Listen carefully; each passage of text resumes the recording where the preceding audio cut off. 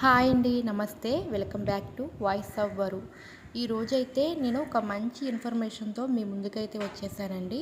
అదేనండి, work from home. రీసెంట్గా మనకి ఒక సర్వే అయితే జరిగింది కదా, అంటే సచివాలయం వాళ్ళు మన ఇంటికి వచ్చి P4 సర్వే అని ఒక సర్వే అయితే చేశారు కదా, అది వర్క్ ఫ్రమ్ హోమ్ సర్వే అండి. దాని పేరు ఇప్పుడు కౌశలంగా పేరు మార్చారు. అంటే వర్క్ ఫ్రమ్ హోమ్ కౌశలం రెండు ఒకటే, పథకం పేరు మార్చారు అంతే. అందరికీ ఒక రిక్వెస్ట్ అండి, ప్లీజ్ వీడియో చూసే ముందు వీడియోకి ఒక లైక్ చేయండి. మీరు లైక్ చేయడం వల్ల మరికొంతమందికి ఈ వీడియో అనేది రీచ్ అవుతుంది. వాళ్ళు కూడా ఒక మంచి ఇన్ఫర్మేషన్ అని తెలుసుకుంటారు. ఈ సర్వేకి qualifications 10th, inter, degree, diploma, BTech, job చేసిన వాళ్ళు కూడా అప్లై చేసుకోవచ్చు అండి. అయితే మా ఊర్లో ఉన్న సచివాలయానికి వెళ్ళి ఇప్పుడే నేను అప్లై చేసుకొని వచ్చానండి. నేను డిగ్రీ కంప్లీట్ అయింది కాబట్టి డిగ్రీ బేస్ మీద అయితే నేను అప్లై చేసుకున్నాను.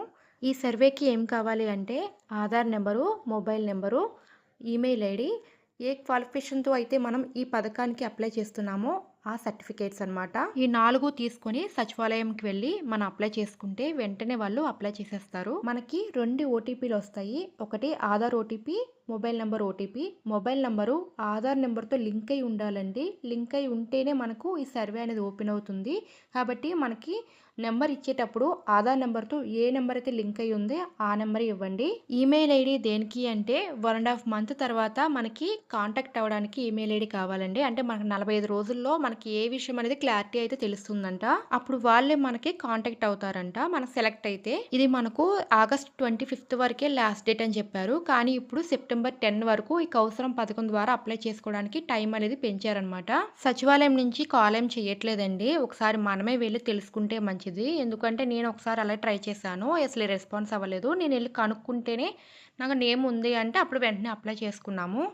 కాబట్టి మీరు కూడా మీ సచివాలయానికి వెళ్ళి మీ పేరు ఉందో లేదో ఒకసారి చెక్ చేయించుకొని వెంటనే ఈ పథకానికి అప్లై చేసుకోండి. ఏమో లక్ ఉంటే జాబ్ రావచ్చు కదా, 10 మందిలో ఒకరికి వచ్చినా మనం హ్యాపీయే కదా.